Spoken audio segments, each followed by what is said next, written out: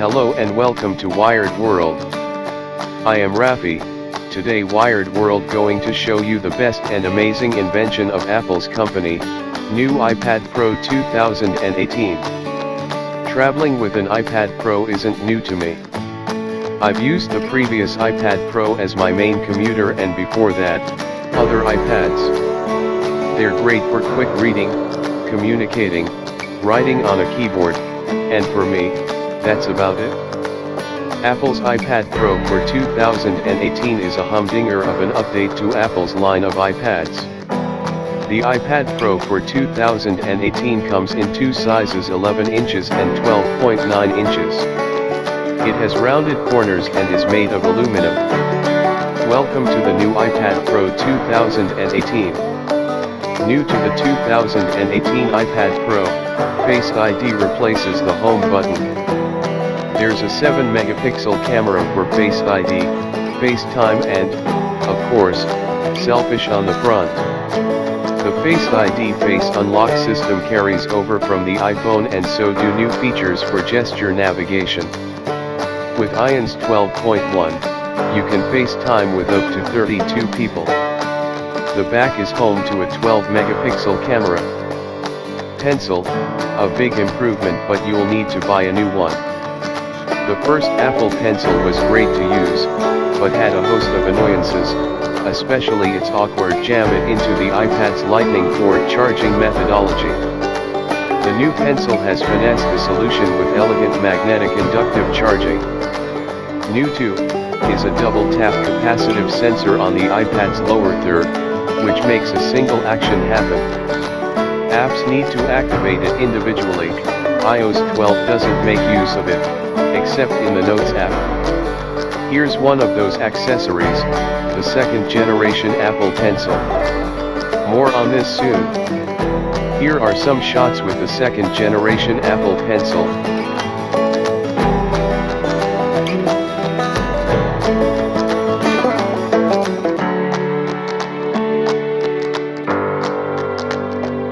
Followed by the Smart Folio keyboard. You can use them both in tandem. Support for the Apple Pencil, especially the second generation Apple Pencil, is a big selling point for professional users. You can tap the screen to wake the iPad Pro and launch the Notes app. The Apple Pencil for 2018 connects magnetically to the front or back, and charges continuously. The old Pencil, left, charging, and jutting out like a dagger.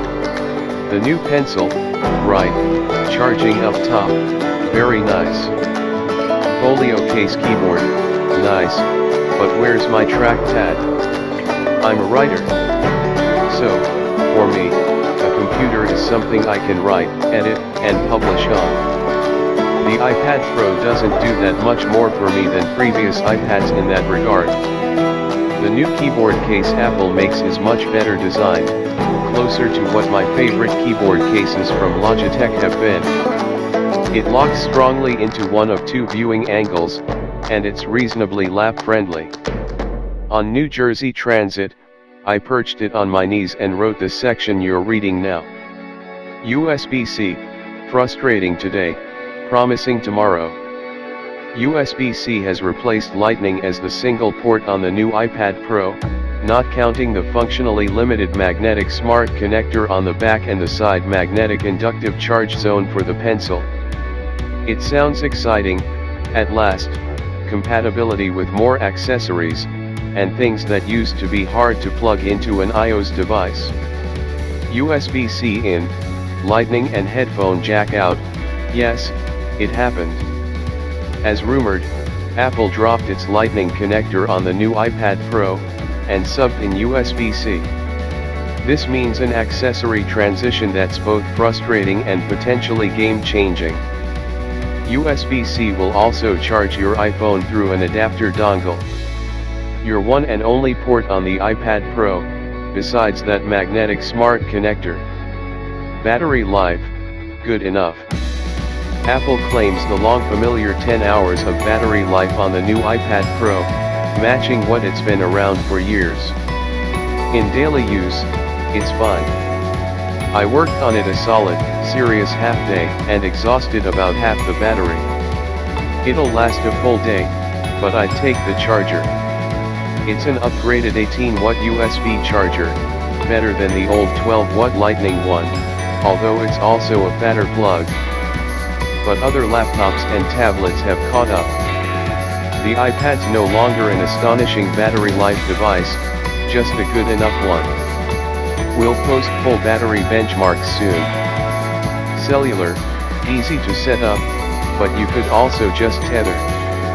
A note on cellular on the iPad Pro, I set up a monthly AT&T account for wireless data easily and with no Wi-Fi nearby while on the train.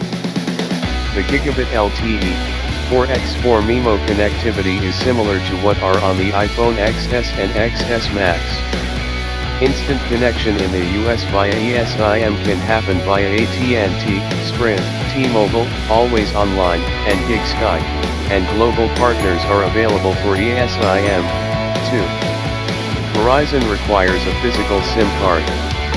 An amazing screen, the iPad Pro display is lovely. It's LCD, not OLED, and its curved corners are engineered similarly to the iPhone XR's LCD screen. The display can reach 120 Hz per motion like last year, which pays off in smooth scrolling, and sometimes in games and animation. It's bright and colors look great. Technically, the iPhone XS OLED best sit in detail, but this is just as good or better than the iPad Pro's display last year. And having a thin tablet that's nearly all screen makes for an eye-catching upgrade. Yes, you can do animoji/memoji. Booming audio, the speakers sound fantastic. Crisp and loud. Last year's iPad sounded great, too. Now the speakers boom so loud the entire iPad vibrates at full force. It's like holding a speaker cabinet.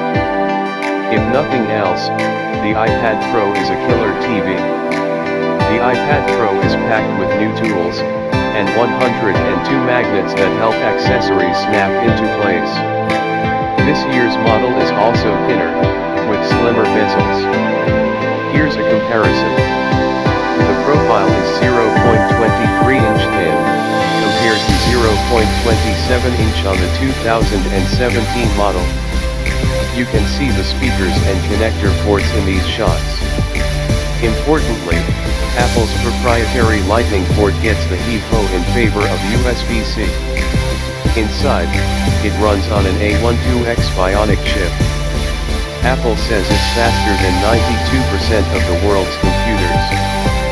Split screen mode shows two apps, or panels within the same app, side by side. Here's another look. Apple says the iPad Pro's CPU architecture makes it 35% faster than last year's model. The Retina display holds steady at 246 pixels per inch. This is just as sharp as the iPad Pro for 2017, but no more so. Apple compares the 2018 iPad Pro to a standard 8.5 by 11-inch sheet of paper. Photo editing tools support the 12-megapixel camera, same as last year's. The 11-inch model weighs just over a pound. A new USB-C connector means you can charge your iPhone from the iPad Pro. You buy both accessories separately. You'll have your choice between Wi-Fi and LTE-enabled iPads for connectivity. Multiple storage configurations are available, including 64 GB, 256 GB, 512 GB and 1 TB. Apple has been working with app makers to take advantage of the iPad's shape and size. There are games like this Assassin's Creed title running on the iPad Pro with a high level of detail. Games can run at 120 FPS, Apple promises. Photoshop for the iPad Pro 2018 uses the company's fully leaded Photoshop engine, not a modified, lighter version. The iPad Pro 2018 starts at $800, but depending on the screen size, configuration, and connectivity model, can balloon to $1,900. Apple will still sell you last year's 10.5-inch iPad Pro. Still didn't get enough? Here are even more iPad Pro shots.